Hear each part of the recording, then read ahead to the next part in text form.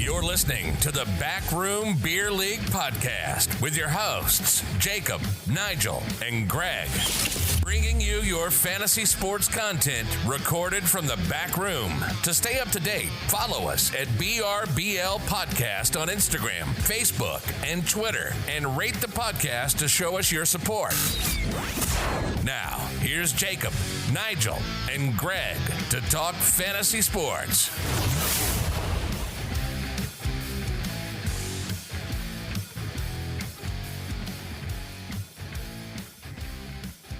It is 9:20 p.m. on Monday, April 27th at the time of recording. And as always, you're listening to Jacob, Nigel, and Greg on the Backroom Beer League podcast. And in this week's episode, we'll talk about our weekly fantasy picks to start off the show. Picks made during the 2020 NFL Draft, the sustainability of small market sports teams in a world of social distancing, the verdict of the investigation by the MLB into Red Sox cheating allegations, and some hot takes in a segment about possible scenarios in a post-draft NFL. But to start off, I'm going to go through my weekly pick, and I'd just like to open by saying my weekly pick is not one you'd actually really think of very often. Definitely not the position. It should be noted that all three of us actually did pick football players this week for our weekly pick segment. Probably in lieu of some other coverage of sports. The NFL draft pretty much encompassed the whole sports world this week because that's pretty much all that's going on in sports right now. But my weekly pick for this week is Josh Lambo. And Josh Lambo, he was a kicker last year on my fantasy team that I found to be pretty much irreplaceable by the end of the season. And kicker can really easily be an overlooked position on the roster. I mean, a lot of GMs in fantasy football settle for mediocre kicking because most of the league, most of the NFL is made up of mediocre kickers. But good kicking can actually be a real difference maker on a fantasy football team, I find. Those extra points can be the difference between a win and a loss. Last year, I could always count on Josh Lambo, I found. I can't even remember my backup kicker because I pretty much always had Josh Lambo in by the end of the season. And I looked at his stats when writing up this piece on him, and he had a 97.1% completion rate in field goals and a 95% completion rate in extra points, which is crazy. I mean, there's kickers out there that can only make 80% of their field goals and 80% of their extra points. And the fact that this guy had a 97.1% field goal rate is crazy. He's not really a brand name kicker. I wouldn't say he's a brand name kicker. I mean, he's well known throughout the league for having a good leg, but you know, you usually think of Zwerline, like Mason Crosby, Tucker, all those kickers come to mind when you think of someone who can get the job done in tense situations. But Josh Lambo came through for me last year, man. Like, him being in Jacksonville probably has something to do with the fact that he's not a huge brand name. And last year, I should also note, he averaged 2.1 field goal attempts per game and only missed one in the 16 games that he did play. So that's an amazing stat to put up for a kicker. I agree. Kickers are such a shit show. Like, I had Mason Crosby last year, which was nice, Packers homer. Accurate as hell, but even then didn't get me a lot of points because they didn't do a lot of field goals because the Packers were actually a very red zone efficient team. When they got in there, they were likely to score a touchdown. But I don't know. We had some people in our league whose kickers were fucking rough spot. Well, I mean, even you, Nudge, like Mason Crosby on your team, that field goal that he made, or an extra point or something, when we played each other. That was that field goal in Detroit. That one. It was literally the deciding factor in who won the game between us. So, yeah, kicker might not be obviously your first or second, or it might be the latest pick you make in a draft to fill out your team's roster. But when you think about it, getting those difference maker kickers can really help out your fantasy year. I think there's a preconceived notion with kickers where people automatically jump to the kickers who are playing for the highest scoring teams, right? So Exactly. you get people who are choosing Harrison Butker and Mason Crosby and Justin Tucker. And those are great, but those guys are always the top 3 to 5 guys that go early every round. I think Josh Lambo. I think you make a really good point, Jake, when you say that it always comes down to like the middle of the pack guys when it comes to kickers, because you can have one guy who's having an insanely good year, not missing a kick, but if his team sucks, he's never going to get the opportunity. And it's often kickers that play for mediocre teams that can put up the most fantasy points, teams that aren't necessarily efficient in the red zone. So I think kickers are a hot and cold thing. You could have a guy who gets you 17 points one week and then 3 points the next. So Well, yeah, that's completely true because, I mean, Josh Lambo being on Jacksonville helps him get 2.1 field goal attempts per game. Mm-hmm. Exactly. Like, it's the team's playing style and the fact that they can't convert, when they're close to the red zone, or they're in the red zone rather, and they can't convert to make a touchdown and they have to go to the field goal. I mean, sometimes it's just the luck of the draw that you get put on a team and you can show that you have the skills to put up like a 97.1% completion rate in field goals. Not every kicker is lucky enough to have the opportunity to play on a Jacksonville team that kicks field goals a lot, but there you go. It's also that, like, to put it bluntly, about 60 to 70% of kickers in the NFL fucking suck. That's what I'm saying, man. Like you're the vast majority of the league. Kickers that you can guaranteed, I think, draft in fantasy are Mason Crosby, Justin Tucker, Robbie Gould. You could go Matt Prater out of Detroit because that guy's got a fucking leg. And Harrison Butker, Will Lutz, Josh Lambo, and Greg the Leg. But even then, didn't they just cut Greg the Leg? So they did, but he's a Cowboy now. So well, yeah, because their last kicker fucking awful. Up. And we were playing in a really small fantasy football league last year. So we were playing with 8 guys? Yeah. Yeah. So if you're playing in a league with 12, 16 guys, you're getting a Cody Parkey on your team. like at the end of it, if you don't draft a good kicker, you're just pretty much picking something that doesn't cost you points at the end. So if you can pick up a Josh Lambo that has this kind of completion rate and this kind of average of 2.1 field goal attempts per game, he's going to get lots of opportunities to score for you. And the fact that he only missed 1 field goal attempt in 16 games tells me, wow, that's someone I can count on to put in every single game of the year. Yo, 100%. Yeah, exactly. I guess I'll move into my football player now. And mine is a name that not a lot of people do know, and it's one that a lot of people should know. And it's quite crazy to me how his name's not brought up a lot.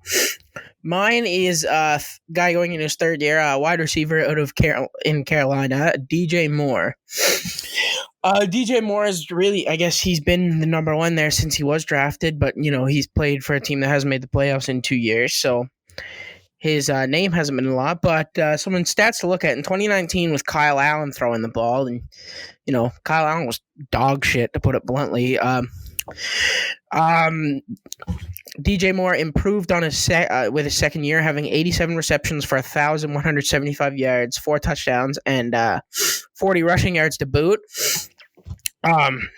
It should jump amazingly this year with the addition of a very smart offensive-minded head coach in Matt Rule, an actual competent quarterback to throw him the ball in Teddy Bridgewater, as well as Robbie Anderson, free agent wide receiver, to help take some attention away from DJ, because last year he was literally the only guy they were going to guard. I easily think DJ Moore is going to be primed to have a top 10 fantasy season this year for wide receivers. I think he's going to. He's got like really nice release off the line. He's quick. If you watch his film, he's got good hands, good route running. He's really, really underrated guy. And with Teddy Bridgewater, who's a very like pocket poised, accurate passer, I think DJ Moore's primed to have a really big year. I think he's a guy you can get really easy pick up in anywhere from like rounds 4 to 8 or even later. So, and it's going to get you extremely good value for your pick. He's a little off in my opinion, he's off the board, even though he shouldn't be. I think he should be a name that's brought up a lot. But that for me, if you're in a deeper league, you can probably like 12-man league. I think you can easily land DJ Moore in round 4, and that's going to give you great value for when you pick him.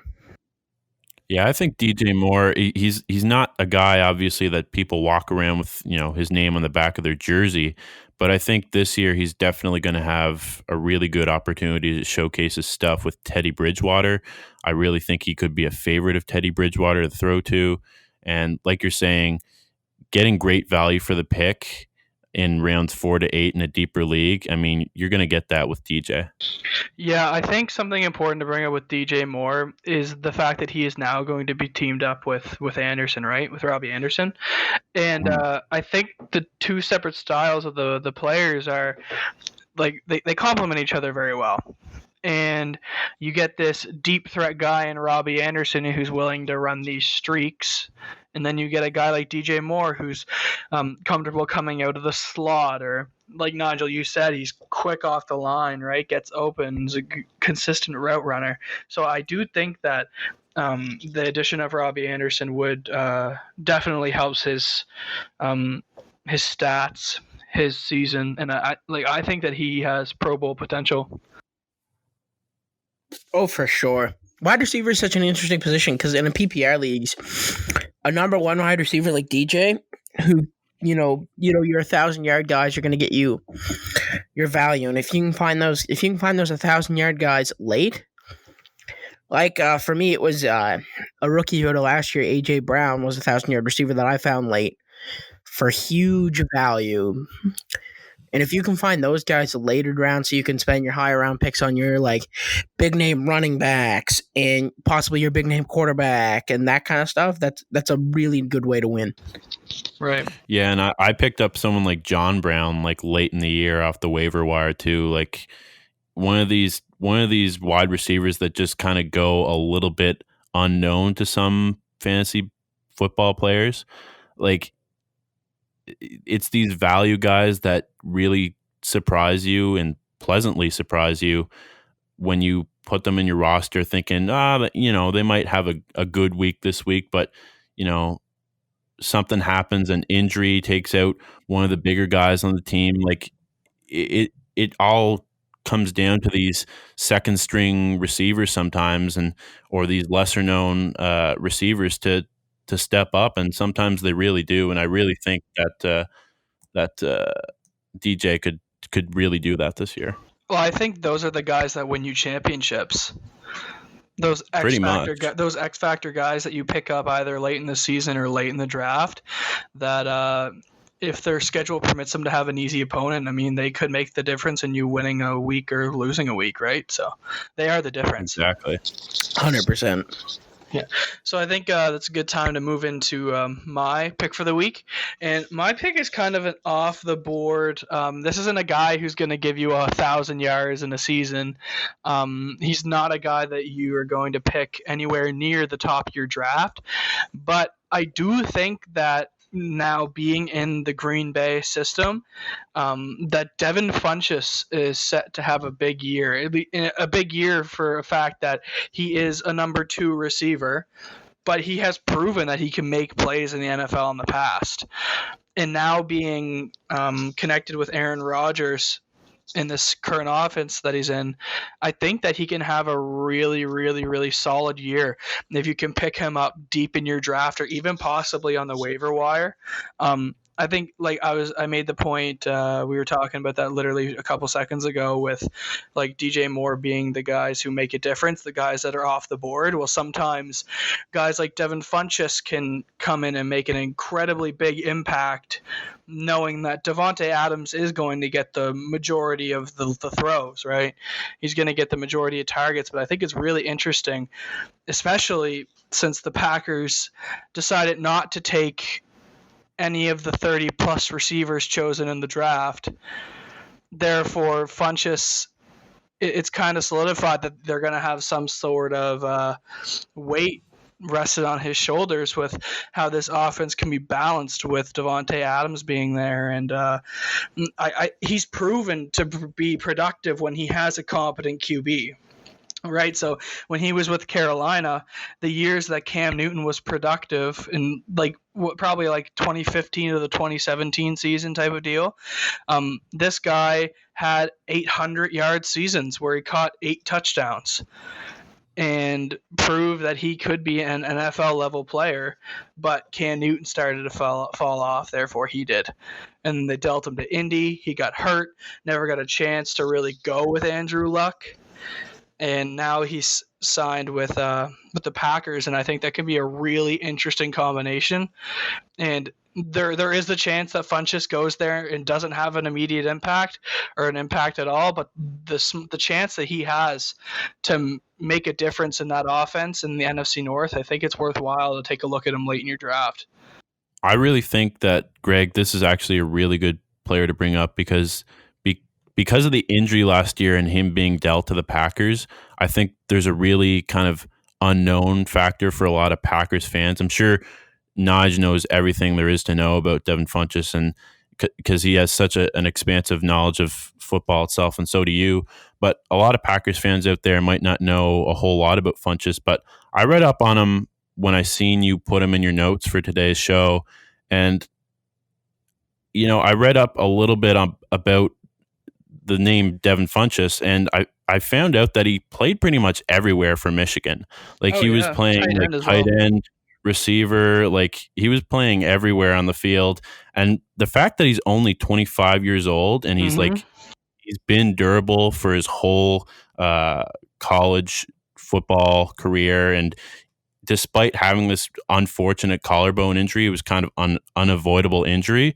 It's not really one that makes you worry about his durability, because when you break your collarbone, it's a pretty serious injury. It's not like, a leg cramp or something that keeps coming up over and over again, right? Right.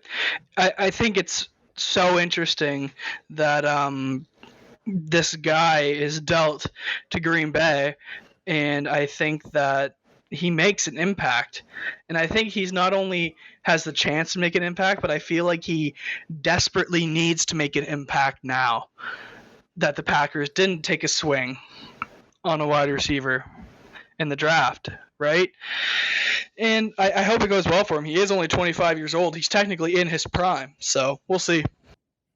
Yeah, I mean, it says right here that he averaged 15.6 yards per catch during his first 2 seasons before being part of the starting rotation in the Panthers lineup. So that's really interesting, and I actually hope it goes well for him this year, because obviously, like you said, not drafting a wide receiver in this loaded wide receiver draft class, obviously they're loading a lot of expectation on Devin Funchess to be explosive this year in Green Bay. And honestly, I'd like to see how he plays, because he could really be a good fantasy player, like you're saying. Yeah, I'm excited to see how he complements the outside speed and route running of Devontae Adams, because he's like 6'5". Devin Funchess is a big dude.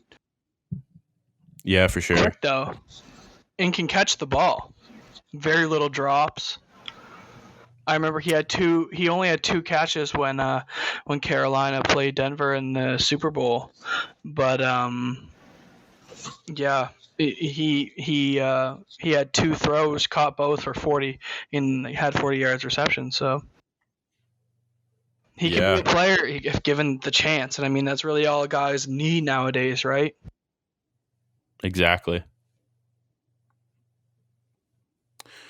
So I think it's kind of fitting that all 3 of us chose football players for our weekly pick segment. And going into the BRBL weekly rundown segment that we introduced last week, the first topic is actually the NFL draft, just to kind of get that out of the way and kind of address the elephant in the room, so to speak, of the biggest sports event that's happened in the last month and a half because of everything stopping due to COVID-19. So I'd like to just ask you two, and I'll give my own opinion, obviously, like, who do you think won, who lost this year's draft, and how do you think your teams fared? Well, I'll start.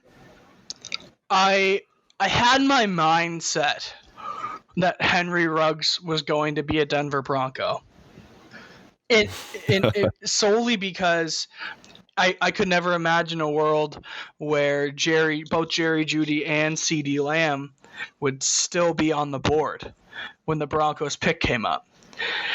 Mm-hmm. And then the Raiders, good old Mike Mock Draft Mayock and John Gruden decided that they wanted to, in my eyes, they made a terrible pick in grabbing Henry Ruggs and then allowing us to snag arguably the most talented wide receiver that the draft has seen in the last decade in Jerry Jeudy.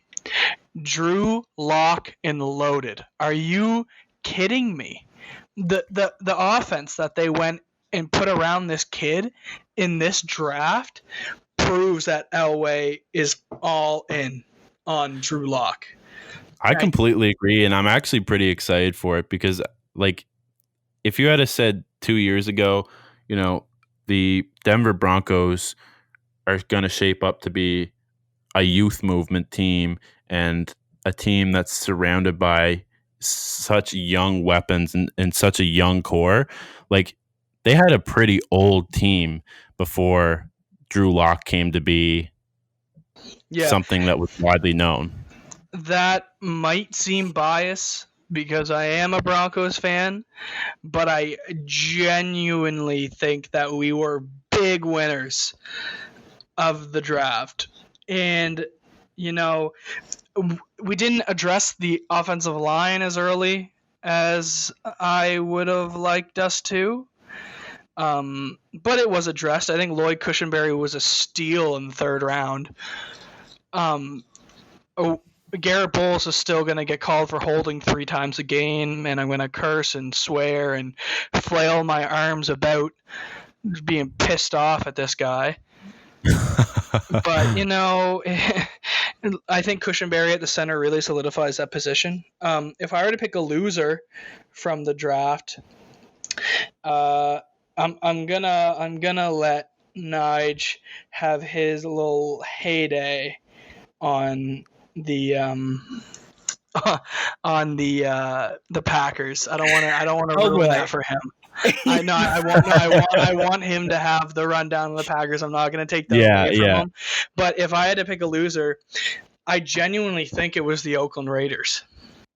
I do too. I like, as much shit as I gave Nige, like, I do think the Packers did have a bad draft because I think they addressed some of the wrong needs, and they got some great players. Like, don't get me wrong, they got some great players when they did draft their players, but they didn't address the needs that their fan base thought they were going to address. But Oakland just went out there and shit the bed completely. Oakland, they took Ruggs over Jeudy and Lamb, and on one side of the argument, you're like, "What in Jesus' name are you doing?" That's He's such an not Al as good as Davis those pick. two guys, right? Exactly. But He's then, like the Davis family legacy. The pick that was worse than that was them taking that Arnett kid, the he was a round corner. He was like a 5th round corner projected, and they were like, "Oh, what are we gonna do with the Khalil Mack pick? Fuck it." That's like last year when with their pick they took Cleveland Farrell over Josh Allen. Cleveland Farrell got beat out by a 5th rounder and Max Crosby, and you took him like 4th. Mike Mayock is so horny to prove that he's a good GM and not just this mock draft guy from the NFL Network. It's like if Mel Kiper got a fucking job. Well, guys, I think that this kid's gonna be real good in the draft. Jesus, I went deaf watching that guy screaming. Can we just talk about ESPN and like, man, you'd hear it's like, oh great, we have a blank. I'm like, oh, Oklahoma. He runs a 4.5. He's 6'7", and his mother gunned down his mailman when he was 8. Yeah. Yes. Fun fact for all of our fans out there: every single person drafted, except for Joe Burrow in this draft, faced some major life obstacle that the NFL Network deemed like, we need to put this on the kid. I don't give a shit how tall he is. If he can fucking throw the ball, you know what? His great-great-grandfather died 38 years ago. The obstacle that this young man has to overcome are insurmountable. Like, oh my god. Well, the best it's their way. special day, dude. Like, ugh. It was fucking the worst person, I think, for it was, I swear, every time they would go to fucking Trey Wingo, Mel Kiper would be like, oh, this guy's a solid, offensive lineman, makes great blocks. Down to you, Trey Wingo. Trey Wingo would be like, his dad comes all play Blair. Like, he grew up poor. Oh my god. Look what they did to Henry Ruggs. They're like, he's fast. His mom was a drug. Yeah, I get what they're trying to do there and build a little bit of a backstory for each draft candidate, but the thing is it makes it feel very American Idol-esque, where they do this whole segment on what they had to overcome to achieve what they have in this contest, and what they had to do to get to this audition kind of thing, where they do it on American Idol and they have TV cameras and stuff like that. Like, give me a break. I mean, I know some of these stories are really tragic, and some of these stories are really like heartfelt, and they mean a lot to these people. But like, every single draft pick, like, you get drafted because you can fucking play football, not because you can fucking not to take away from any of their hardships that they faced through their life, because I'm sure a lot of these football players didn't grow up in the best circumstances, or they didn't have the best upbringing, or they had to overcome some sort of obstacle to get where they are today. But we're really supposed to be focusing on the football here, as harsh as that sounds. Like, really. Well, I think the players would want us to focus on the football. Yeah, I mean, it seems like you're prying into everybody's life when you're just saying, well, this happened and this happened. When you're talking about someone's, and this is not hate. I understand why they did it. I don't agree with it. But when you're talking about a guy who got drafted at, I don't know, this is an example, 6th overall. No, not Justin Herbert. He's rich and white. 7th overall. Right? And you're talking about his grandmother who died when he was in middle school. I mean, yes, that's a bad obstacle. Like, people who have lost those people know that that's a huge obstacle to overcome. But are you really going to take that away from the kid who just grinded his ass off his entire life for this moment? That's what you're going to analyze him on? It's almost like it's trying to show, like, this is what fueled his fire to get where he is today. Like, I understand, like, some of these are traumatic events to some people, and some of these are like very sad circumstances that they have to deal with, but that doesn't necessarily mean that they have anything to do whatsoever with their football talent. That being said, one of the greatest kicks that I got out of this entire draft process was the families that were watching it with them. One, you see the unit that was with Mekhi Becton? Yes, I did. He unit himself. He's 360. And 6'7". But there was one time Jacob Eason got drafted by the Colts, and his mother was like, everyone come here, he just got picked, because it was the 4th round. No one gave a shit. And he's coming in, zipping up his fly, putting his shirt on, and his girlfriend's hair is his 4 ways to the sun. Everyone was like, I can't remember who was drafted, but some of the guy's girlfriend was screaming, and all I heard was his mother over the ESP camera, would you shut up? My favorite is when CD Lamb's girlfriend tried to take his phone, and he went, Can I say how much that man looks straight up like that Beetlejuice meme guy with his teeth? Dallas Cowboy thoughts were already blasting his phone, and his girlfriend was like, let me see that. He was like, nope. there were some solid ones. Like there was another one where somebody got drafted and like there was like, because social distance, you don't want too many people around, and there were a bunch of people screaming off camera, and all you saw was like them like being told to shush down by the people in the room. They were like shh and like waving their hands down because those people had fucking loaded houses ready to party. Oh yeah, man. Oh god, was it? Oh yeah, the most legendary photo of the NFL draft was when Russell Wilson's college girlfriend thought that she was set for life. She cheated on him too. Oh yeah, thought she was set for life when he got drafted, and then like a year later he's with Sierra.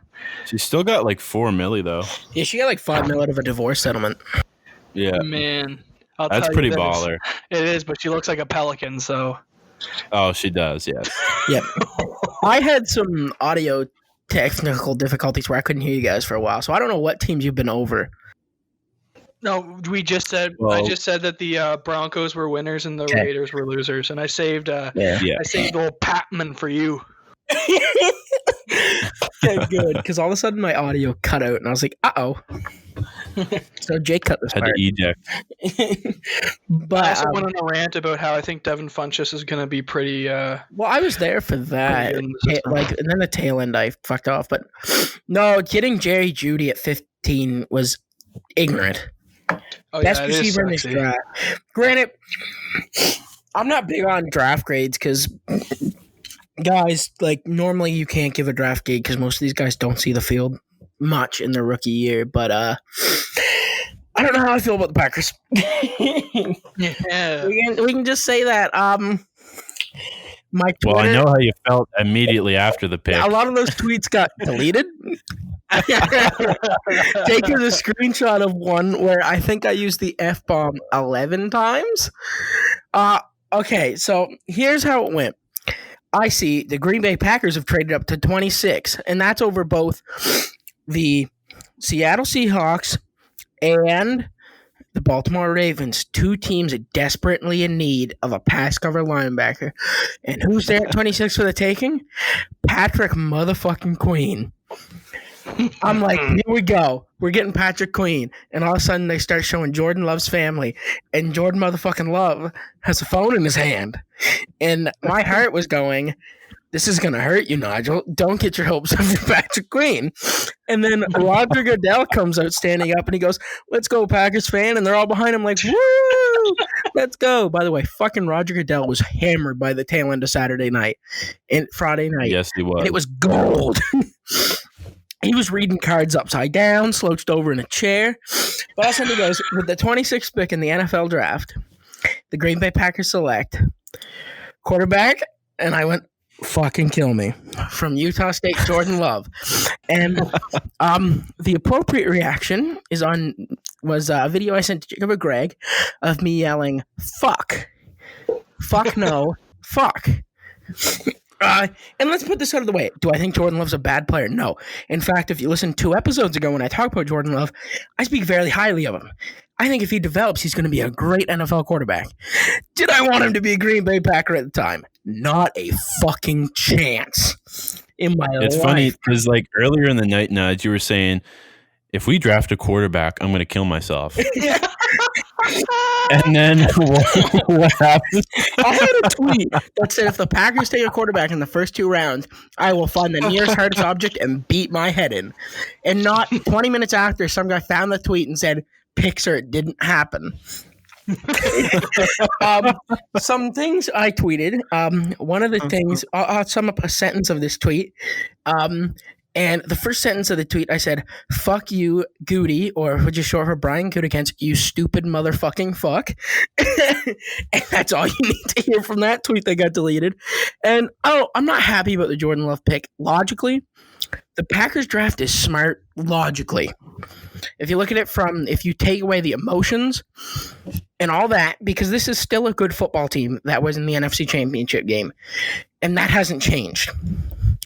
And logically, if you look at it, Jordan Love is either the successor to Aaron Rodgers or will be traded for draft capital. You better hope that Christian Kirksey works out, my man. Well, we because did if he take doesn't- we took a solid linebacker in the in the 5th, who I'm actually Man, a you gotta fan have of. the Queen. Yeah, but Seattle also botched that pick, so I'm a little like. You also let Baltimore get Patrick Queen. Yeah, which is I even don't know worse. how. But the Jordan Love pick, I'm okay with because he's a really talented guy, and if he doesn't replace Rodgers, draft him. 2nd round pick and the 3rd round pick. At the time, I was angry after watching film. Huge fans of AJ Dillon, and I'm gonna butcher this name, but H-back tight end Josiah DeGuerre, I believe, out of Cincinnati. The 3rd guy is basically the Kyle Juszczyk from Matt LaFleur. He's going to play tight end blocking. He's going to play fullback. He can go wide as like a receiving tight end. Super versatile. And A.J. Dillon is like Derrick Henry. That man ran all over everybody in college, which I like because Jamal Williams is kind of a great guy. His interviews are hilarious, but inconsistent as fuck as a power back. And we need someone to complement Aaron Jones. But So who would you say won, Nige? Not Green Bay. Who won the draft? In my opinion, who won the draft? Not Green Bay. I hate saying who won the draft. I really do. Minnesota. Minnesota had a great draft. But I don't know. Justin Jefferson falling to them at 22 was my problem with Green Bay's good stuff draft for them. is more emotional because Aaron Rodgers, in my mind, is the greatest quarterback we've ever seen play, and is my favorite player ever. Is still my favorite Packer. So to see Aaron Rodgers in probably 2022 have an ugly Brett Favre-like divorce is something I'm not going to be able to take emotionally. So I'm going to just have to put my blinders on and enjoy these next 2 years. But the only good thing I think coming out of Jordan Love pick is I think there's going to be a fire lit under Aaron Rodgers' ass, and he's going to look at Brian Gutekunst and Matt LaFleur, throw a bunch of dots, and be like, you fucked up, eh? Like, I'm not leaving. But besides that, battery just says fuck you and leaves. Packers. Winners and losers of drafts are so hard to do because again, draft grades are fucking useless because you can give a guy an A+, but then half these guys could become busts. It's so hard to tell, and it's so useless. But a team I think won, and I hate saying, is Minnesota. The Eagles being dumb as fuck, and those are my later. The Eagles are my loser, which I'll get to later. Being dumb as fuck and taking Nelson Aguilar 2.0 over Justin Jefferson, who some people argued could be a top 3 receiver in this class. Justin Jefferson had all the tools. He was the favorite weapon of the number 1 overall pick, Joe dropping bombs and banging moms Burrow. That, and then they drafted a cornerback. I can't 100% remember his name. He's your Xavier Rhodes replacement. Really great. Landed a really solid tackle. I think they landed some O-linemen in the 2nd round, as well as they were able to land Troy Dye, who was a really good linebacker who had some draft stock falling due to some drug testing issues, which later turned out to be a bloated bladder. Because if guys drink a lot of water, sometimes it'll fuck up drug tests. So they found that out. But that's a team to me who won, and I hate it. I hate saying Minnesota won at anything. They did, though. Do I think they're a better team right now than the Green Bay Packers? No. Because you have to now bank on rookies making an impact to replace guys like Stephon Diggs, Xavier Rhodes. And that's if they keep Anthony Harris, because that's a team in cap hell right now. So that franchise tag on Anthony Harris could be a trade for draft capital next year. We don't really know. Do I think Minnesota could still take regression? Very easily. But from a draft standpoint, I can't say I dislike anything they did. But for me, my loser is the Eagles. What the fuck is Howie doing? Man. Yeah. Like, Jalen Reagor was a guy I thought the Packers wanted late 2nd. He's fast. He's really fast. But he has drop issues. What was Nelson Aguilar's complaints coming out of college? Really fast, good release, deep threat. Handed. The Broncos picked up Hamler. He's better than Reagor. What? So was Michael Pittman Jr. Michael Pittman Jr. and T. Higgins and guys who went in the 2nd round. Denzel Mims. Chase Claypool. Denzel Mims took In a really some ways, weird I think fall. the Eagles fucked up worse than the Raiders. I do think they did. I only picked the Raiders because they were in the division. It made me feel good. Yeah. Who did you think Who did you think won and lost, Jake? First of all, I'd like to get just my team out of the way before we start anything. I think we had a good draft. The Bears had a good draft. Did we take a tight end before we probably should have? Yeah, Yes. probably. We found a talented tight end in Cole Kmet. Chicago kid, always cheered for the Bears. I think he'll act really, really good in Chicago, especially with Nagy's offense being so reliant gotta on cut, like, having a good 8 tight ends, tight though. end. Well, Nige, the stupid thing that people keep pointing out is that, yes, we have 10 tight ends, but do you know how many of them are going to be cut Oh, 7. before? Yeah, exactly. Like, I know people keep saying, well, you have 10 tight ends now.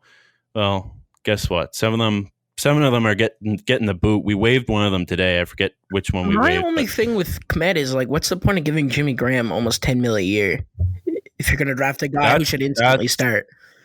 That's obviously the oversight here, because we paid Jimmy Graham way too much money. If he's supposed to be sort of the mentor for Cole Kmet, if you want to call him that, someone who can kind of show Kmet the rope, because Jimmy Graham was a decent tight end. I mean, in his he was day. good. In his day, he was a great tight end, but he's obviously regressed. And the fact that we're paying him $8 million for his production that we seen last year in Green Bay, not really liking that too much. But as a fan, I just kind of have to ignore that, because obviously it wasn't my decision to make. It was management's, and I think it was an incompetent decision. But overall, I think the draft was handled really well. Travis Gibson, we selected in the 5th round. I think we got solid Jalen value. Johnson in the second too. We got Jalen Johnson in the second. Going early. Yeah, we got Kindle Vildor. He's an intriguing player in my eyes. Arlington Hambright, we got him for a 7th round pick. So we landed some pretty good players this year, and I like the way that Chicago's going. A lot of people were worried about our O-line, and we did end up picking O-line in the late rounds. But I just think that I think we can actually do something with players like Kmet and Jalen Johnson. Like, tight ends are really good for both Nick Foles and Trubisky. So that's what I'm saying. Like, with an offense that's reliant, like I said earlier, Matt Nagy's offensive scheme reliant on a good tight end to kind of be there. We need someone like Kmet. We need a Jimmy Graham to mentor Kmet. I don't want to pay Jimmy Graham to $8 million to mentor someone all season, but it is what it is. And Jalen Johnson, I think, is gonna be really good on the field. He's a stud in college, man. Yeah, and I'm glad he fell to us, really. As for my winner of the NFL draft, I agree with the Minnesota Vikings being up there. I agree with the Cowboys having a great draft. But I do think that the Baltimore Ravens had a really good draft as well. The two purple teams in the NFL really, really showed up this year. They got Patrick Queen, J.K. Dobbins. Dobbins was a good one. Malik Harrison, Tyre Phillips, Geno Stone late. They got James Proche. Like, they got a really good draft class. Queen and Harrison, they're definitely going to be there to improve their linebackers, and that's pretty much what they need. It's a really big need to protect Action Jackson, but I really like Baltimore. Their season this year hinges on that. Like, losing Marshall Yanda and that O-line, because you cannot run the ball without an offensive line. And Tennessee proved that when they can't run the ball and you make them play from behind, they're toast. Yeah, exactly. And what was the name? The wide receiver they picked. Oh, fuck! I can't think of it. Devin, what's his face? The Ravens? Yeah. It was Devin something. It was like Devin something. I forget. Anyways, they picked a pretty good wide receiver to give Lamar Jackson another option. They drafted Devin Duvernay at 92. Yes, that's it. Devin Duvernay, and they got James Proche, 2 wide receivers, and Proche is more of a sleeper, but they both have really good speed from what I've read up on them. As for a loser in the draft, I'd probably have to agree with the Eagles. I think the Eagles probably had the shittiest draft out of anyone. The Packers probably had a shitty draft, but in a different way, because I think the Green Bay Packers' failure in the draft was more based on drafting for the future rather than now. It was more of a mindset difference, whereas the Eagles was more incompetence. I don't think the Packers actually drafted out of incompetence. The Raiders obviously had a bad draft too. Seahawks didn't have a really good draft, but that linebacker over Patrick Queen, they drafted some fucking no name, and it was really confusing to me. Yeah, I don't know if I like Atlanta's draft. They kind of reached for a corner in the first. Yeah, that was kind of weird too. Jalen Johnson there for AJ Terrell over Jalen Johnson. I don't think the Jets were another team, and this is going to sound bad because I do not like the Mekhi Becton pick at all. I really don't. I didn't like him out of college. I think his weight is a major issue, as well as he's got a lot of poor decision making, and I think he could easily be out of the NFL in 3 years. Over a guy like Tristan Wirfs. He could be a Pro Bowl. I also think he could but be when a Pro Bowl Tristan Wirfs falls to you, like the fact that Tristan Wirfs fell to Buccaneers is stupid. Yeah, I know.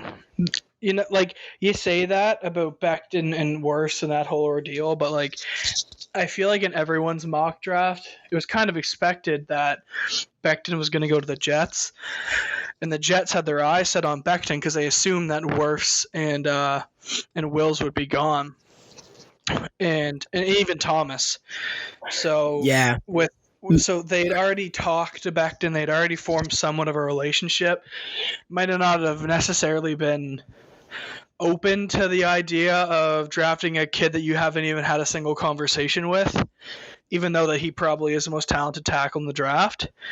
You know, it is a risk, but when you're the New York Jets, man, like you got to risk it to get the biscuit at this point of the franchise, because you got to do something for Sam Darnold.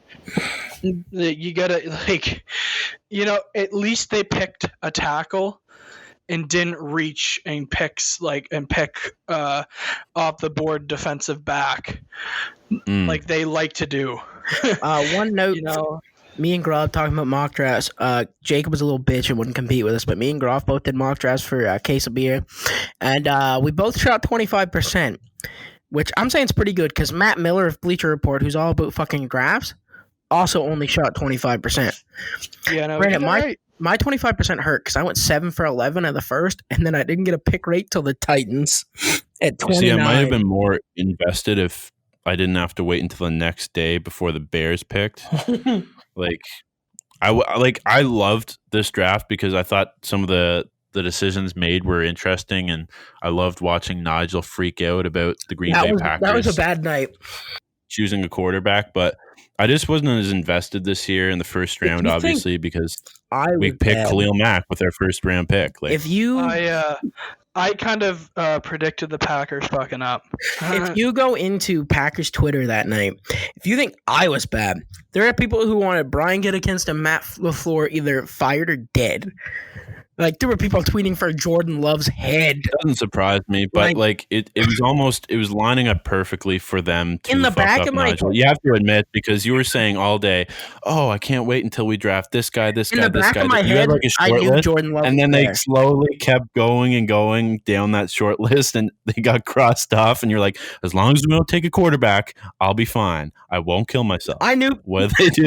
They take a quarterback. The problem is ever since watching like some breakdowns of Jordan Love, in the back of my head I said he's gonna be a Packer in the first round. I didn't like we traded up for him because I saw that as basically looking at Aaron Rodgers and saying fuck you. But now reports have come out that the Seahawks were going to trade back with the Colts because the Colts wanted him. So I'm not as mad. That does make sense. That makes a lot of sense. it's not that I'm mad anymore. I can't be mad because I can sit here and say, I don't like this draft. But in the end of the day, I don't know how in 3 years I can be like, wow. Like my last Jordan Love-based tweet was literally, I hope I eat my words. And in 5 years, I'm sitting here laughing my ass off saying, wow, Nigel, you were fucking mad over nothing. You're an idiot.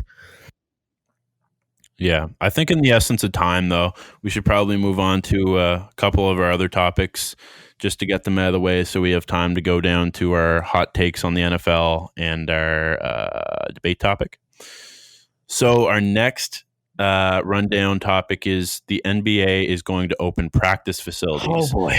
Does this mean the NBA is close to returning to play, and is it the right decision made? I think it's stupid. No and no.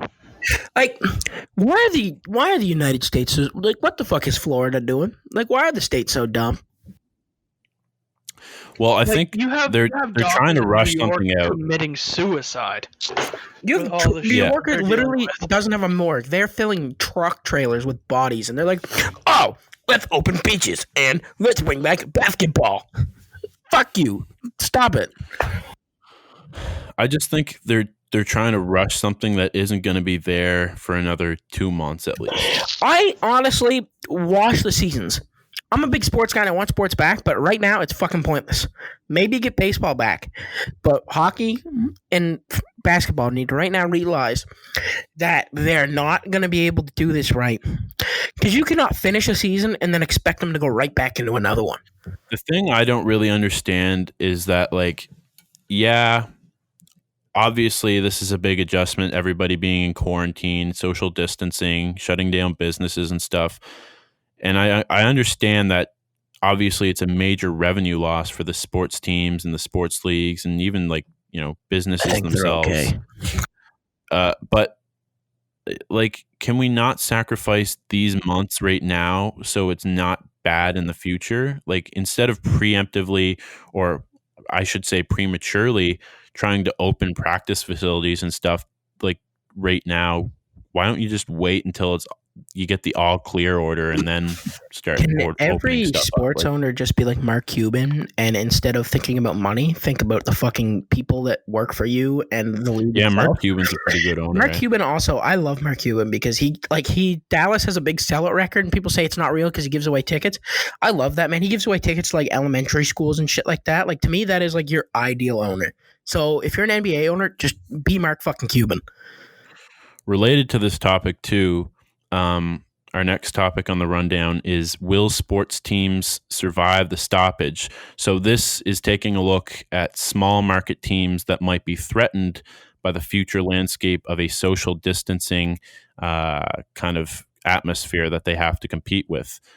Gate revenue is especially critical for the survival of some small market hockey teams, I know, namely like the Coyotes, even basketball teams like the Hornets, the Suns, teams that don't typically do well, that need gate revenue to survive. I was just wondering, which teams do you guys think are the most vulnerable in small markets, and will the biggest organizations in these leagues feel the impact, or are they big enough to absorb or ignore some of the losses? In my opinion, and it's very broad, a good owner will not let their team die. And this is something that they've never seen before. It's probably something that they may not ever see again. Couldn't prepare for it, for sure. Yeah, couldn't prepare for anything of the like. But like, there's something needs to happen in the corporations, right? Where it, like, what's the word I'm looking for? Room for error is so small right now when you're a small business owner of any kind, right? There's small businesses closing for good daily, and it's something that we need to click into, that we need to support these things, right, during times like this. And when you're looking at these small market teams, you know, it should be out of the decency of the league to almost kind of help them and not just watch them die. I think that could almost be kind of connected to the same kind of welfare that the government gives people to survive and buy food and groceries should almost be given out by the leagues to make sure that these small market teams can pay their workers and stuff. I don't Yeah, think like what are leagues going to do if they come back into play and, oh, sorry, 3 of the teams have gone out of their declared bankruptcy. We're closing Yeah. all 3 of them. So here's these 90 free agents. Have a go. Like that. Yeah. I don't think we'll see any makes teams no fall. sense. I don't think the leagues will allow that. But I could easily see some relocations. Like a team you mentioned who I don't know whatever happened with that cheating scandal, but they already don't do well for attendance. I could easily see after this the Phoenix Coyotes packing ship and fucking off. All this really stemmed from an article that I read. I forget, I couldn't find the article. I searched for it, but I couldn't find it again. I was reading on the news the other day. It actually did a kind of a piece on small market teams in different sports leagues. And it's saying that the effects of this, if they go on for long enough, they could really make or break some leagues. Like it namely mentioned the Coyotes. I'm not sure if it was the Toronto Sun or something like that, but I read an article that did kind of an in-depth look at a team like the Coyotes. How would they survive if, for example, next year had to be played at least half the season or something with no fans? Well, the Coyotes, a team that's reliant on their local fan base and ticket sales at the gate, for them just to stay afloat, not even to make a profit, could they actually go under and have a relocation to Quebec City or something like that? And a lot of people say, like you were saying, Nige, relocations, a relocation is what Quebec needs to come back into the NHL. They don't want to buy in. They want to relocate a hockey team so they don't have to pay the fee of becoming, the new franchise. They want some team to just move to Quebec City. Another thing, if any football teams relocate, which I don't think they will, because let's be honest, LA played without fans all fucking last year, and they were fine. The Chargers were fine, but if there's a city I see a relocation team going to, it will be St. Louis, because though the XFL was short-lived, which I hate, the Corona did the XFL so dirty because I think it would have been a great league. I was just gonna make that use it as an example. The virus is already taken care of the XFL. Well, one thing the XFL proved, because the St. Louis Battlehawks had to open the entire stadium because they had so many football fans, is that St. Louis wants a football team. They don't want the Rams because they were fucked over, but I think they could One continue. league that's going to suffer is the CFL. The CFL is going to be toast. I'll bet. Which could hurt the team that's supposed to come to Atlantic Canada, the Schooners. Yeah. Which sucks because I really the whole league. I think the CFL will be fine. I think they'll be able to do it. Really don't. They have enough with TV deals and stuff to keep themselves afloat. Yeah, but they're making those in Canadian dollars, right? Like when these TV dollars are in a Canadian dollars. Yeah, but when they're making their money in Canadian dollars, they're making all their TV deals in Canadian dollars, paying them in Canadian dollars.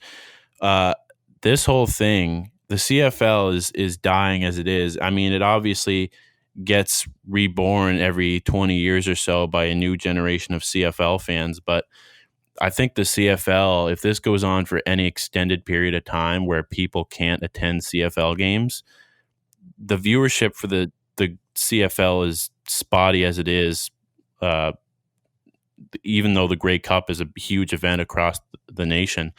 I just think that the CFL, there isn't enough interest there to keep it alive if social distancing had anything to do with. I do think they're good because they have Canadian, like their deals with Bell, which is a Canadian company, so it's not like they have to pay an American exchange rate for anything. I think the CFL will be fine. I don't think it'll be enough to dig a league under that quick. Because like as much as the CFL doesn't get the ratings the American does, it does have a loyal fan base. Like enough to support a team. Most of their loyal fan base is out in Alberta and Saskatchewan. Quebec, actually, a lot of people in Quebec support the Alouettes. I mean, a lot of people like the Alouettes and the Red Blacks and stuff, but the most loyal fans are out west. Saskatchewan, big time. Yeah, Saskatchewan's huge in the CFL. Rough Riders dominate. I don't think we'll see any leagues go. If we do see any leagues go down, it'll be like teams like the XFL or like. Yeah, the XFL could be a Well, it is poorly done. timed project. It's a shame because I think it would have been successful, but I don't think we're going to see any teams fold. Relocation at the worst, but I think leagues and teams will figure this shit out. They're going to have to because it's definitely a big obstacle. There is a chance though, and I think that owners need to take accountability for it, and we'll see what happens with this. Nothing. Our last topic on the rundown this week is the Red Sox investigation. A verdict has been reached, and a lot of people are calling it a slap on the wrist. Some people are saying it was a fair punishment for the small part that it might have played. A rundown of the punishment is the loss of a second-round pick in the 2020 MLB draft, the suspension of Alex Cora for his role with the Astros and not with the Red Sox, and the suspension of replay room operator through the 2021 season. That doesn't sound like a whole lot to me for using sign-stealing methods to gain an unfair advantage. Rob Manfred and the MLB have proved one thing with their handling of this and the Red Sox. Instead of deterring cheating, they've incentivized it. Because who the fuck wouldn't give up a second-round pick for a fucking World Series? I've told this to many people who I've talked about this to. Like, I said it to you guys in a group chat, I'm pretty sure. I've said it to someone else who I was talking about the investigation with. If I ever get an MLB team, there is no doubt in my mind that if Rob Manfred is still a commissioner by then, I'm gonna cheat my ass off. All you get is I'm gonna cheat. I'm gonna do even more than the Astros. I'm gonna cheat so much that it's so blatant to the whole MLB viewership that I am cheating. Damn, you might get a first-round pick taken from you in 2 years. Yeah, I know. Really? Oh my lord! How would you ever survive? If I win 3 championships from that and generate $1 billion in revenue, and then I get maybe a first-round pick taken away, $5 million fine. My manager gets fired at the end of his contract. Maybe a few scapegoat guys have to be pushed forward to get really hard suspensions on the team. I'm definitely taking that if it wins me a championship, boys. I don't know about you, but it's stupid. Man, are you kidding me? We talked about this last week. The Seattle Mariners would give up every draft pick that they have for the next 5 years to make the goddamn playoffs. Yeah, the Seattle Mariners open up this adjusted season, and all of a sudden, Malik Smith, who typically hits 225, is hitting like 325. He's hitting stealing 40 bases. Dude, no, man. If Rob Manfred was the commissioner back in the 90s, you would have seen Clark MacGyver coming back playing for the St. Louis Michael Jordan would have looked like a fucking all-star when he played. The Seattle Mariners are going to be...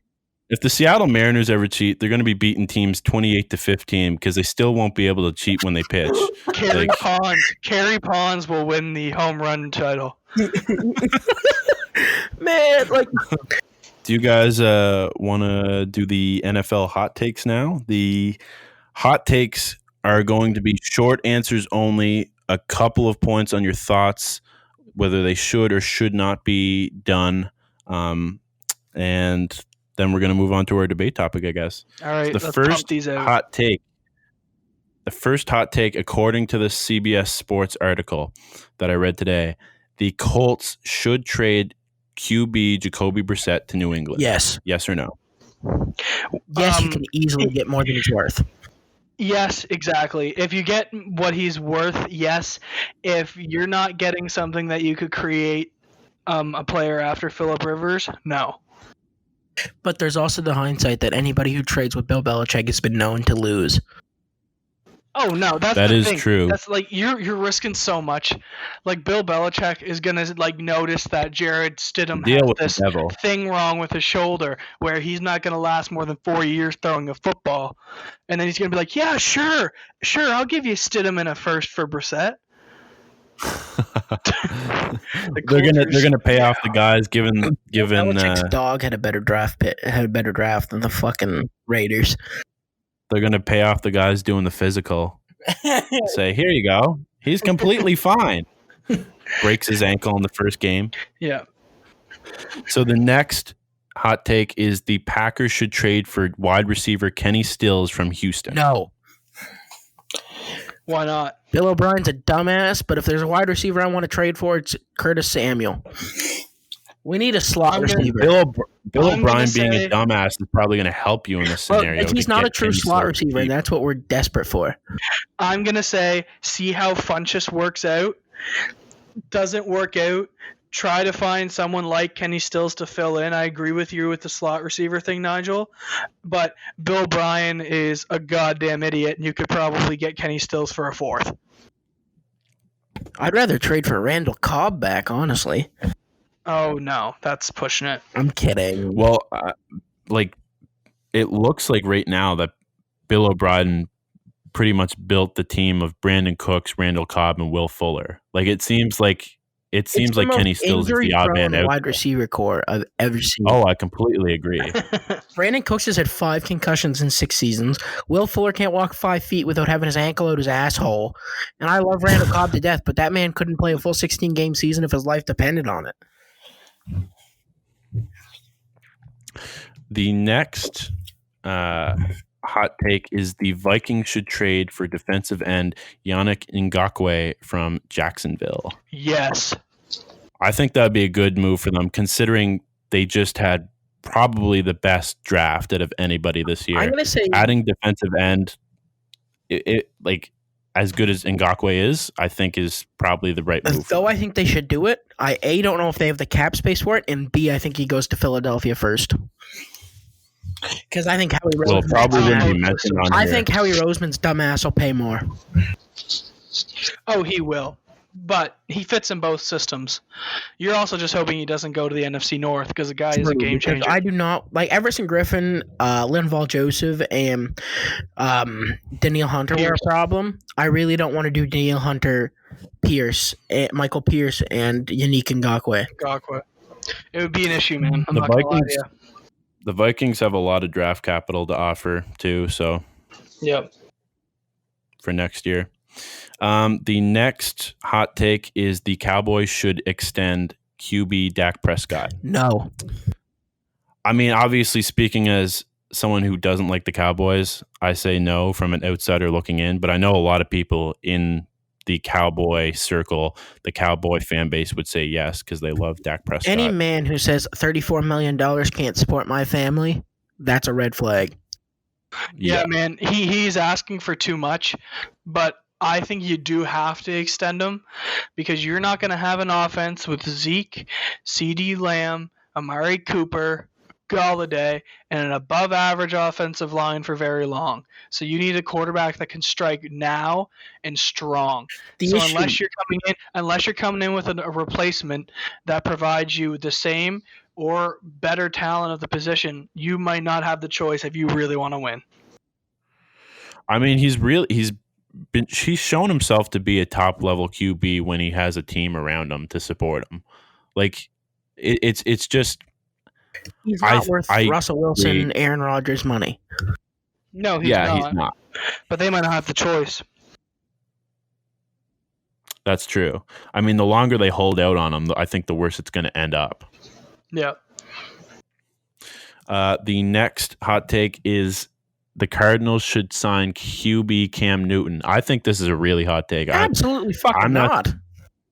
I was actually surprised to see this on CBS Sports.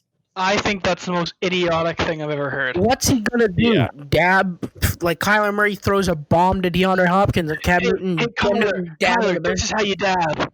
Kyler just won Offensive Rookie of the Year, threw for $4,000, and ran for his life behind an awful O-line. Cam Newton's an injury-prone fuck. I think what they're hinting at is that hamstring issue that Kyler Murray battled with all season last year, but I still don't think signing Cam Newton as your backup. Sign a guy who hasn't been healthy in 3 years and has a really bad shoulder. exactly. I'm not trading gonna lie one to you. injury for another. Like, if I were to name 5 teams that Cam Newton shouldn't even consider like being attached with, the Cardinals would be one of them. Like, that hurts my head and actually makes me angry that someone had the And brain him capacity and Cliff to Kingsbury, open man, idea. they would bash heads really bad. For sure. The last hot take is the Dolphins should trade for offensive guard Joe Tunney from New England. Again, part of me says yes, but the other part of me says most of the time when you trade with Bill Belichick, you get fucking burned. I still think that would be a good trade for the Dolphins, though, considering they bulked up so heavily in free agency and in the draft. Like, I think Joe Tunney would be actually a pretty good ad for them. Yeah, I got to be dead honest. I think this is a good idea solely because You gotta protect Tua. The issue is they're New going to England. lose. New England They're doesn't have going to an lose O-line. the trade. Yeah, That's the only thing is New England going to give them up because they have no O-line. Oh, they'd give them up for a first-round pick and something else. I think New England has to pretty much look at themselves this year and say we start the rebuild now and don't wait 2 years to start it. I just because I don't think you'll ever get a first because most offensive guards don't get taken until the late second, early third. It's a really weird position. Like tackles and centers are taken more than because centers need to be able to play rec really well. But like Quentin Nelson's one of the only early taken guards that has worked out. Yeah, that's true. So I think you might be able to get a third for him, but it's really interesting. It could happen very easily. Brian Flores is also very smart. So This is true. it's super interesting. And disciples of Belichick and Belichick often are really interesting together. And that concludes our hot take segment. So now we're going to move into our collective debate. And last week we said, when is it the right time to call a player a bust? That's our debate topic for this week. And I think, Nigel, we're going to start with you. 3 years. That is my 3 years. Rookies, you cannot call a guy bust after a year because they now have to adjust to a new league, new speed. Examples like a lot of first-year guys struggle and then have breakouts. Then you have your second year, which can possibly end up a sophomore slump, like guys like Baker Mayfield, who, though a lot of it's team issue, can argue had a sophomore slump. Guys like Saquon Barkley, who even when he played healthy wasn't the same electric back he was. So I think after your third season, you have 3 years now where you can average out, and that's when you can tell, okay, this guy's not going to make it, or okay, this guy's going to be a good NFL player, an average NFL player, an average NHL player. So for me personally, it's 3 years. Yeah, I'd say that's pretty accurate what you're saying. My opinion is that 2 years is usually a good amount of time to shake off the nerves of the first failed year, if there was a first failed year, and then the second year they compete at the perceived level of play. I think taking a third year to wait on a prospect's skill to appear is sometimes detrimental to a team. I mean, especially if this player could produce you scout a player and you say, okay, we can win a cup in the next 2 years.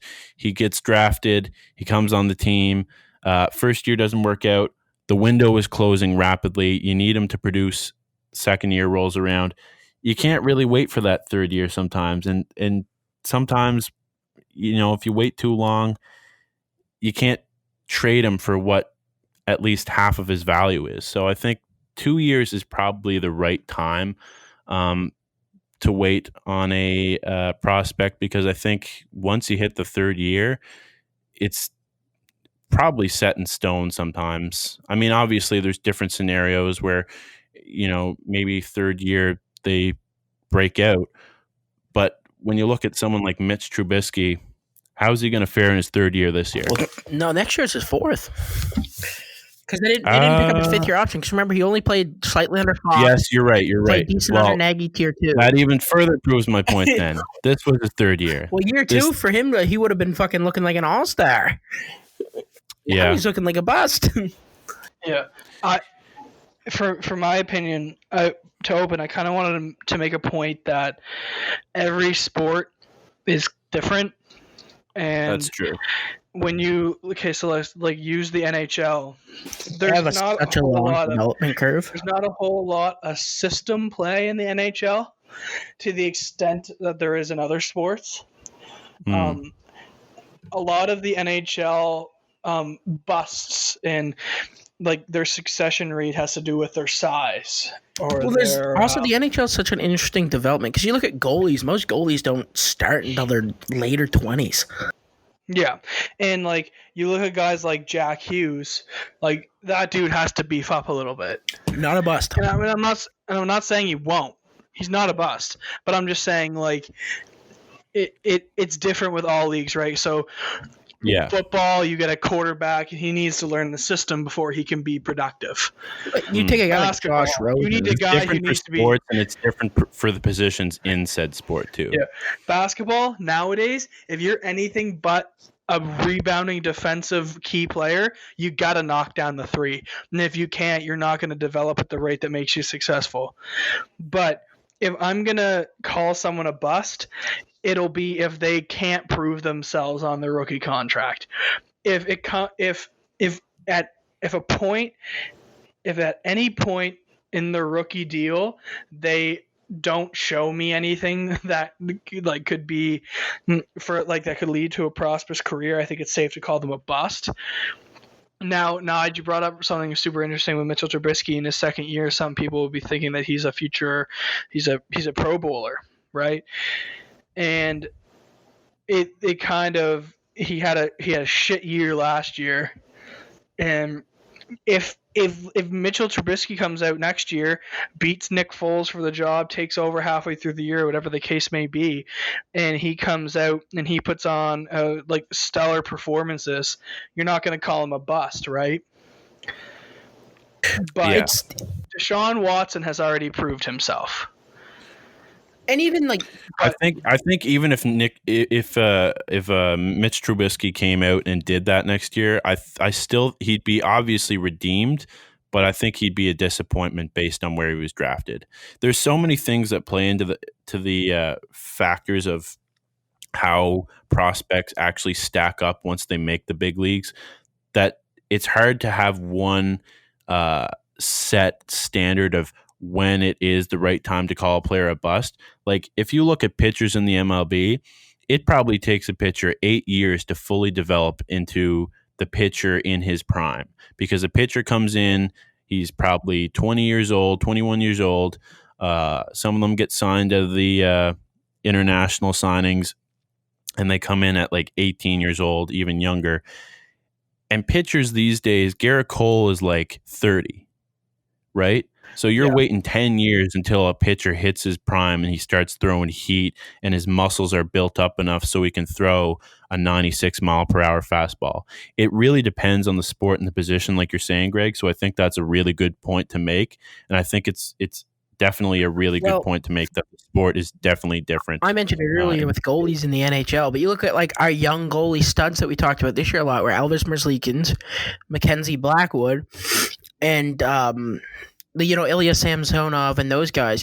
You look at the fact that we're calling young goalies 20, Mackenzie Blackwood's I think 25, something like that. So he was drafted arguably 5 years ago, and he's a young goalie. Tuukka Rask. Tuukka Rask didn't hit his prime until he was 30. Tuukka Rask was traded from Toronto back in 05? Maybe later? Yeah, it was something. It was 05 to 08, and he hit his prime in 2014. Some guys are late bloomers, man. I know DJ LeMahieu. You know him, Nigel. Oh, 100%. And everybody kind of knows him around the league in baseball. He's a late bloomer, man. He's 31, 32, I think, and he's putting up the best stats of his life, even better than when he played in Colorado, I'm pretty sure. Ryan Tannehill, 8 years into the league, looks like he can be a competent starter. I still think though that even if you do blow up later in your career, you can still be considered a bust. You can be considered a draft bust. Here's a guy who I will say can be a bust for its team. I would say Ryan Tannehill for the Dolphins is a bust. but he's not a bust as a player as a whole. Another guy who I think will have a career actually do well after this, but will be a bust, is Jameis Winston with the Buccaneers. I think will be a bust. If he learns right under Drew Brees and ends up being his successor, Jameis Winston has all the talent in the world to be a great quarterback. It's such an interesting... The word a bust, in my opinion, is used too frequently and too quickly. Yeah, if a dude has one bad year, they're just automatically labeled a bust. A bust. Let me use this example. Kyler Murray threw for over 4,000 yards, one offensive rookie of the year with a horse shit O-line. You add DeAndre Hopkins into that offense, right? If he goes out and underperforms greatly this year, that's 2 years, Jake. Do you consider him a bust? You see, that's hard to say. Well, then you look at guys like this year, Jack Hughes and Capo Caco at the 1 and 2. So many people are labeling them busts. I don't think either are. I think they both have great skill sets. It's just, and like, people don't understand I saw the Rangers and Penguins. I saw Caco play live, man. He dominated the ice. Well, I watched Jack Hughes play a lot, and this is a bit of homer, but watching Jack Hughes, a lot of Jack Hughes' problem was he was almost scared to shoot. And he'd set up his teammates like Pavel Zacha with some amazing shots that they'd Pavel Zacha and fucking whiff on. But when Jack Hughes gained confidence towards the end of the year to shoot the puck, there was clear development. People seem to forget the jump it takes to go from either college football, college basketball, or minor league hockey, or college baseball, minor league baseball to the MLB, and they don't realize how big of a speed jump that is. It's pretty amazing if you think about it, because players like Jack Hughes and Capo Caco are younger than us, and they're just at a high school playing in the National Hockey League. Like, it's so different from the MLB, because the MLB, such a long development curve. Players usually spend maybe 5 years, maybe a little less on average in the minor leagues before they even get called up. Well, look at Shohei Ohtani's only a year older than we are. Not Shohei Ohtani. I can't think of it. Why I'm drawing a blank. Nationals young gun. Juan Soto. Yeah, Juan Soto's a year older. When Roberto Osuna was in his was closing shit with the Jays, like at the time, my mom was like, he's younger than my daughter, and he's our closer. No, it's completely like, if it will dumbfound you if you just think about the age of some of these guys. And in the NHL, they go directly from being drafted into the NHL. They usually don't go down to the AHL unless they suck in their first year or something. Well, that's like football. Like football, there's no minor league. Yeah. You're put right into the show. Yeah. If you're a rookie quarterback, practice rostered. If you're a rookie quarterback in the first round, you're likely getting put against a guy who wants, on the other side of the ball, who wants to take your head and drive it into the dirt. And usually in the NBA, like, if you're outside of a first round pick, you probably go to the G League. If you're a first round pick, you go right into the league. People called Lonzo Ball a bust when he was with the Lakers. He goes to New Orleans and has a great year. Yeah. There's no, that's right. Like, we're arguing years, but I don't think there isn't a template for like calling players a bust. I think it's a good debate we're having, though, because I think this discussion's pretty much come to the conclusion that there's no real set right time to call a player a bust, but it's more so the situations, the teams, the organizations, whatever you want to call them, and sort of the extenuating factors that have to do with a player's development. That there's just so many factors that have to do with how a player performs that you can't really call a player a bust at a certain. A lot of it's where you're taken too. Because you look at there's a lot of pressure on you to perform well, like a first round pick would be. I'll use his name again. Marcus Mariota taken second overall, a bust. But if you take Marcus Mariota in the fourth round, he takes you to 2 playoff appearances and consistent 9 and 7s. Are you going to call him a bust? Yeah. It's so much where you Heisman Trophy winners too. Like, that's just an added level of stress to perform to the highest level. Yeah, like winning major awards in like minor sports. Yeah, like I say, minor sports, college ball is huge, no matter what it is. And but the word bust is used. I said it before. I think it's used way too frequently, and people just throw it around. They're like, "Oh, he's not as good as I think." Bust. Yeah. Yeah, I'd have to agree. I think people use it very liberally because as soon as someone doesn't play up to their standards, they just call them a bust and they wash their hands of them, right? Like, and even like I can argue that teams give up on guys too early, like Josh Rosen. People call Josh Rosen a bust. I don't just think he's ever gotten a chance. He was put behind a worse O-line than Kyler Murray had with less weapons and got shit pumped. Then he went to a team that was in the middle of a fucking tank bowl and got thrown into an awful situation in Miami. I don't think Josh Rosen's had a chance. He's a third stringer now. He just gets shit on because he made a quote when he was picked at 10 that all the 9 players above him were going to pay. And that didn't work out. For sure. It's all about the luck of where you get picked, what system you're in. Pretty much. Like I said, the extenuating factors that have to do with everything that happens around you. Yeah, we could be talking 5-10 years from now saying that Jordan Love's a top 5 QB in the game of football. I fucking hope so. And Joe Burrow is a second string QB. A second string QB of a 7-9 team because he got put in shithole Cincinnati. All possibilities. Amen. Yeah, I think that just about wraps it up. What do you guys say? Yeah, honestly, like, stop using the fucking word bust. Sit there, enjoy the rookies, let them do their thing. If they don't work out, maybe call them a bust. But, like, a guy has a shitty year, he's not a bust. Shut the fuck up and enjoy sports.